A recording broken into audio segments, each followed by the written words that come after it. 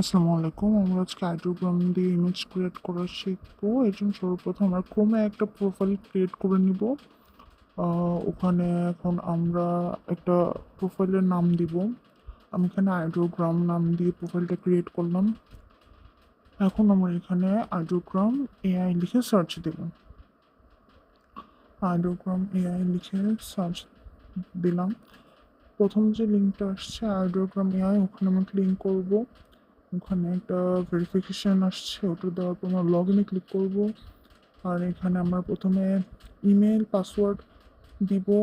এখানে একটা কথা, আমরা ইমেল পাসওয়ার্ড দিয়েও লগ ইন করতে পারবো, বা আমার যদি গুগল অ্যাকাউন্টে আইডিওগ্রাম থাকে তাহলে আমরা ওটা দিয়ে লগ ইন করতে পারবো, তখন আমাদের কন্টিনিউ উইথ গুগল দিতে হবে। এছাড়া আমাদের যদি আউটলুক অ্যাকাউন্ট থাকে তখন আমরা কন্টিনিউ উইথ মাইক্রোসফট দিব। আর প্রথমে আমরা ঢুকে গেলাম, এখানে আমরা দেখতে পাচ্ছি আমাদের 1000 ক্রেডিট কার্ড প্লাস প্ল্যান কিনা আছে। এখন এখানে বিভিন্ন অপশন আছে, যেমন এখানে প্রম্পট বিল্ডার আছে, এডিট ইমেজ আছে, ইমেজ স্টুডিও, এআই অ্যাপস, এগুলো দিয়ে আমরা পিকচার জেনারেট করতে পারবো। এখন আমরা একটা পিকচার জেনারেট করে দেখাবো। এই জায়গায় আমরা যে কোনো ধরনের প্রম্পট দিয়ে আমরা পিকচার জেনারেট করতে পারবো। আমি একটা র্যান্ডম প্রম্পট দিলাম। আপনাদের সুবিধার্থে আপনারা চ্যাট জিপিটি থেকে প্রম্পট নিয়ে আপনারা কাজ করতে পারেন। এখানে যে পিকচার জেনারেট হয়ে গেছে, এখন আমরা এখানে আপনার সুবিধার্থে আরেকটা র্যান্ডম প্রম্পট দিয়ে আমরা পিকচার জেনারেট করব।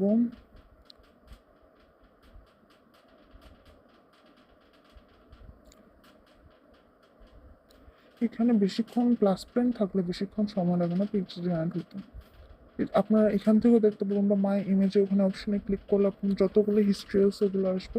আর এখানে প্লাস প্লেনের নতুন সুবিধা হলো যে এখানে আপনারা পিকচার আপস্কেল করতে পারবেন। আপনারা যে পিক্সেল কার্ড বা যে কোনো আপস্কেলার ইউজ করেন, পিকচার আপস্কেলের জন্য ওটার প্রয়োজন হবে না। আপনারা নিজেরা আইডিওগ্রাম থেকে পিকচার আপস্কেল করে খুব ইজিলি পিকচার সেভ করতে পারবেন।